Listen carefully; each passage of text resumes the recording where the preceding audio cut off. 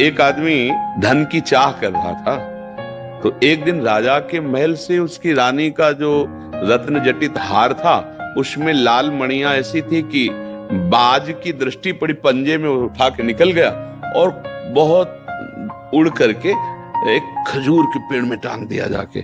चोंच मारी तो मांस था नहीं।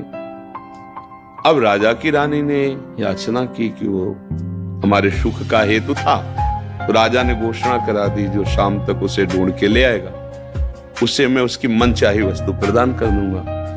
तो वो आदमी कोई कहीं ढूंढ रहा है, कहीं खोज रहा है, वो नदी के किनारे लग गया और एक जगह गया तो उसे वही हार दिखाई दिया जैसा बताया गया था।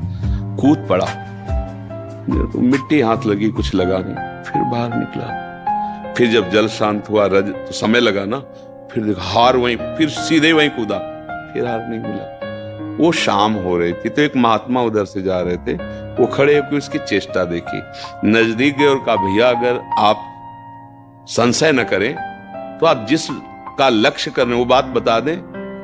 तो आने नहीं, तुम जाओ, क्योंकि मतलब वो ये पा जाएगा। बोले नहीं, मुझे कुछ चाहिए नहीं, मैं केवल आपका सहयोग करूंगा। तो उनका देखो ये वो हार है और मैं इसे सुबह से खोज रहा हूं, बार बार इसमें कूद के, और है वो। तो उनका देखो भैया आप मूर्ख हो, अगर वहां होता तो सुबह से कूद रहे हो, हाथ कीचड़ लगा, हार मिल जाता। महात्मा तुरंत पीछे मुड़े तो देखो खजूर का पेड़ और उसकी छाया जल में पड़ रही।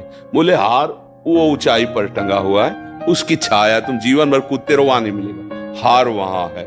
समझ गए? हमारी बुद्धि रूपी रानी सुख रूपी हार खो दिया है। अब वो मन से कह रहे कि हार ले आओ, मैं तुम्हें सब सुख दे दूंगा। मन संसार भव नदी के किनारे आया, अब ये विविध भोगों में उसी को ढूंढ रहा, सुख को।